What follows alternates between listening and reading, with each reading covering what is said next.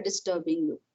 And then sometimes the individual says that it is me and it is without reason. So what is it? I'm making the individual aware that is it only you or it is also your future? That is one.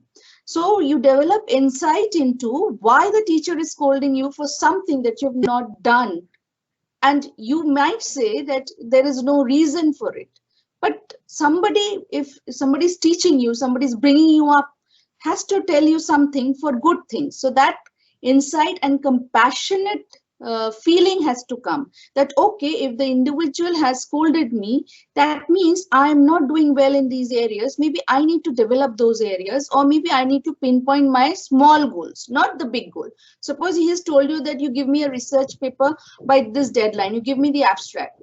Now you sit and do the work and you don't like it. And then in the end, you just do somehow and you submit it. And then you say, see, I've been working so hard for the past 10 days and sir is saying the abstract is not correct. Okay, but were you compassionate to yourself? That communication has to be there to yourself.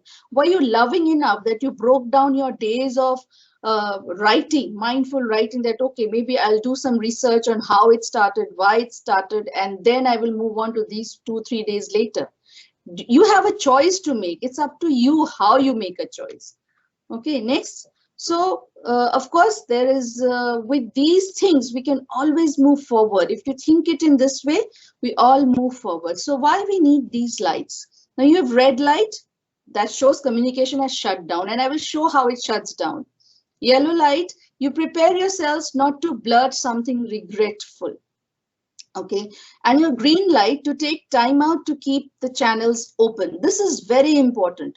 Sometimes we get angry and we say a lot of things that we afterwards, if we think, we regret, and we feel very bad inside, that we feel guilty, and that is why we cannot open up the communication again.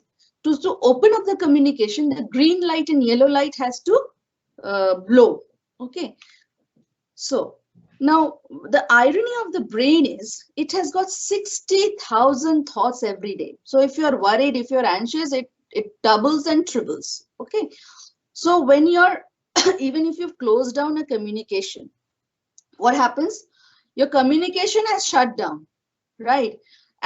But your thoughts are there. They're running in your mind. You're going on thinking, okay, this person has told me that this is so bad. He's such a bad person. He thinks himself to be a very good person, he's nothing. So your emotions of judgment are there.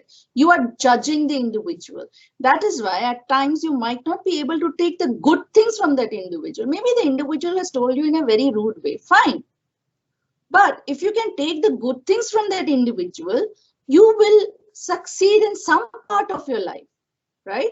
You just understand, you need to figure out that you are making a judgment. And when you do that, you are always like, I am first, me first. Okay, I'll give you a small example.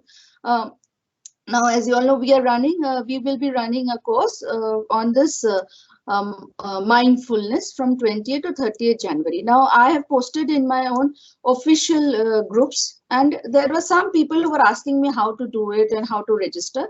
So I told them, they called me up and I gave them the instruction. Now, in one email, it was written that, ma'am, can you please guide me? Because as you know, the government sites, they do nothing. Okay. Now, if I had not been trained in mindfulness, I would have not replied to that email. I would have said, okay, so you don't apply, because that's very, very bad. You cannot say in an open forum. But what can I do at that point of time? And the antennas of my brain, they went up and they told me that you can just write to that individual that no worries, if you can just call me, I'll help you to register. So that is how you keep the communication open. That is when the yellow light is going out. When the red light is there, see, it is mistrustful and it is controlling. He's being controlled by his judgments. He's mistrusting what is there on the site. Okay.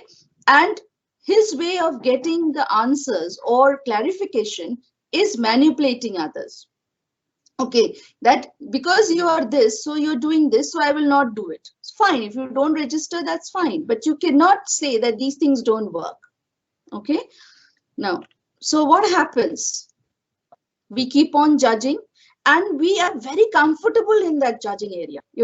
Like I told you, so we all know tech market, we all know that these places we are going in, and we are always judging. As I told you, we are talking, or even with this example, that the individuals are very comforting in whatever they're thinking, because that doesn't give them a space for thinking whether I am doing something good, whether it is good for me. Because they think, okay, I am the right person. That is the thought which is going on in your head. And so what do? When the other individual is talking to you, you shut down. Okay, now here suppose many people are standing in a queue. I have taken a picture where one individual is standing, but suppose I'm taking 2-3 individuals are standing. Okay, and everybody is talking, and then everybody is talking about maybe different countries, different areas, what they have done in for Omicron or COVID.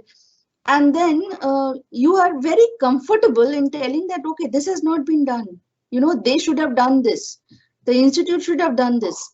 The administration should have done this. But have we ever thought, what have I were to do if I were in their place? Nobody knows what to do. Just because it's give me a very comfortable feelings that, see, I am okay, you are not okay. And so I'm very okay. So that comfort level has to be transcended and go on to discomfort, that okay, maybe I'm worried because I will not be able to complete my this in this time, and so I have somebody to blame, and so that's the easy way out. No, if I cannot complete by this time, what are the various avenues that I can look into without blaming anybody? Because nobody is doing it knowingly. We all are not doing it knowingly. And so you shut down. Okay. So this is the phases of emotion. I say the yellow light. Now, when the yellow light comes in, you are preparing yourself not to say something regretful. That is the place when you go from comfort level of your talking to the discomfort level. That space, okay, where you realize what you're doing and not say something against anybody. Okay, because there are a lot of students who are sometimes very agitated with the way things are working. But what can we do? Do we have a protocol?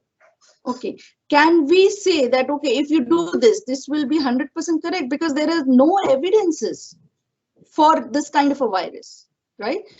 And so something went wrong.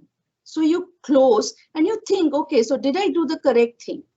Whatever I said, was it correct? And then you open up again and you think again. Okay. And we need to get ready for action. Now, what happens is when you do all this, your body is always in a fight, flight, approach, or attack or escape situations. Okay. But you need to hold on and think, are these actions going to help me to communicate to the individual how bad I'm feeling about the situation and how can I move on from the situation? Okay. Next, now suppose you go to a party and somebody gets sick after that. Okay, we've all known that this new year and all have been a very bad time for everybody, but still they could manage to get some 2 or 3 friends and they could have a party in the hostel at times. Now, what happens if somebody gets sick? Okay, so that person was sick, he did not tell us. So your red light is already open because you are not taking that individual, that maybe that individual did not know, or I got it because of some other reason and I'm showing my symptoms. That person may be asymptomatic. Okay, can I observe myself? Am I observing myself as to what I'm doing? And you make a shift from that place of disappointment. The moment you make that shift is the yellow light. Okay, the moment you make that shift, you start attaching words to your feelings, like I'm angry with that person, I'm disgusted with that person, and then you feel very open to whatever is coming. Why? Because then only can you move from that discomfort to a comfortable level. Now, first you're coming from me, comfort to discomfort. Now from discomfort to your comfort level where your mind has grown a lot. So you're being open to whatever is coming to your mind. Yes, you can tell yourself, yes, I will be angry with that person because that person did this to me. That is my feeling. That is my judgment. But what if the person has not done that to me? Is there a proof? So then you're being very gentle when friendly with yourself. Okay, it can be there. These feelings can be there, which are very general. The moment you let your brain accept it, you see, you'll have a different feeling, and you will feel very nice for the other individual also, because then you're turning from I to we. Okay, and then your green light is coming out, and you're pausing and you're thinking, okay, I need to keep my channels open, because I cannot tell that person that you purposely infected me. No, that cannot happen. Okay, and the moment you start attaching words and meanings to whatever you're feeling, you're labeling them, you feel very good. You try to be very transparent with them, very open with them, just like a child. Child, if you tell don't do this, the child will continue doing this. But if you playfully deal with that small child, the child learns to do a lot of things that you want them to do, maybe picking up things and keeping at the place, maybe folding the books and keeping on the table. If you involve with the child becomes happier. Similarly, if you involve with words and meanings here, they become much more easier.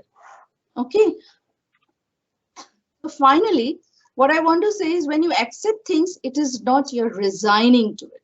What will it help you to do? It will help you to move away from the pilot mode, and you can influence what will happen next to you. You can just think that, okay, I shouldn't think like that. I am not the person who can think like that. Some situations are there, and then I can move forward with my own thought, and which will be beneficial, because once you close down, that may not be beneficial. And you understand the values of openness, and we relate to our instincts. That is, we relate to our values. Suppose you're talking, you're angry with your friend that he did not tell you at a party that he was sick, and the value is that you want to have a good friendship.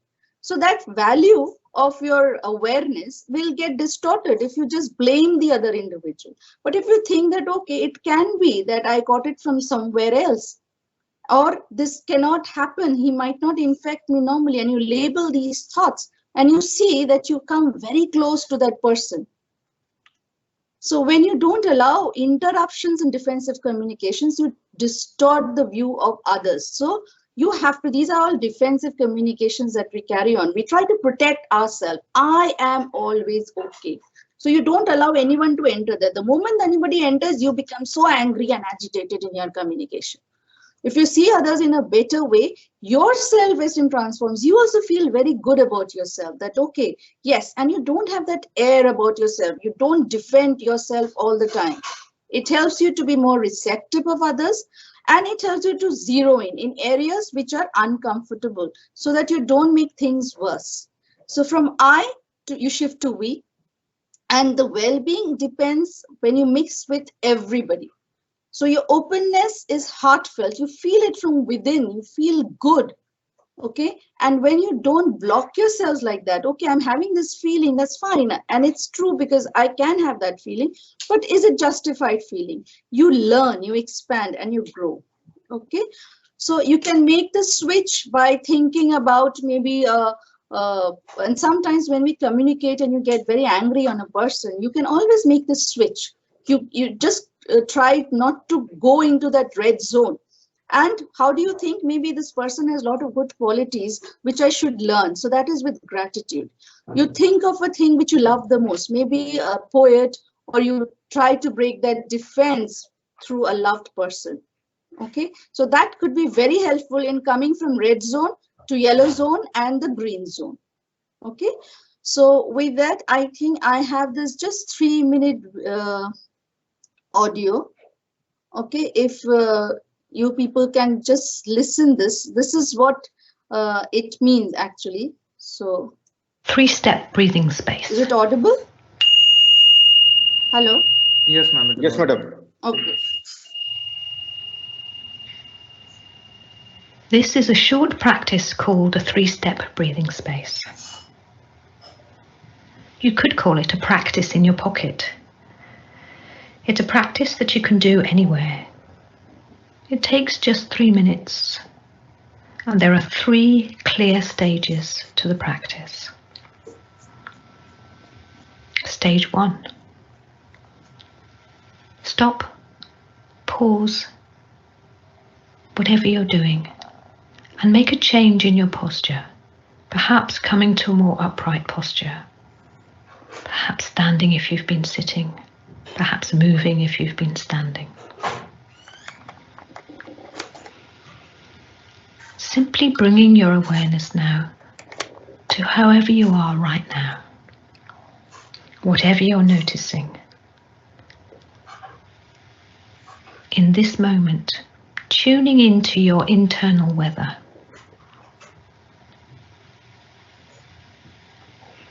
No need to change anything, simply noticing what is here now.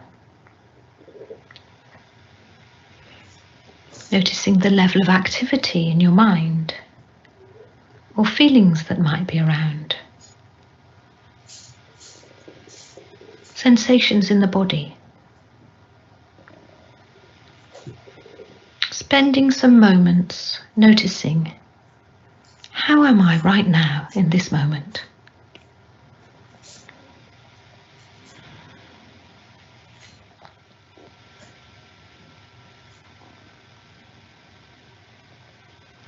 Stage 2, gathering your awareness and bringing your attention to the breath. Feeling the sensations of the breath in the body. Registering the changing sensations as you breathe.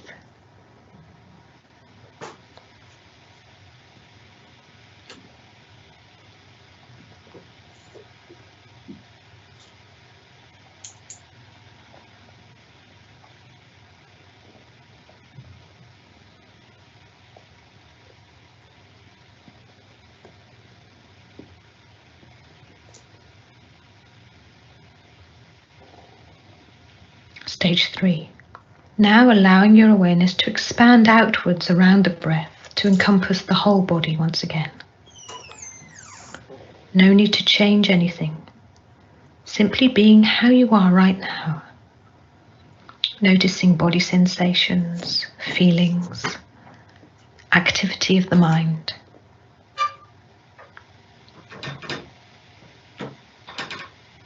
Whatever's here now. And when you're ready, opening your eyes, expanding your awareness, and moving on to the next experience of your day.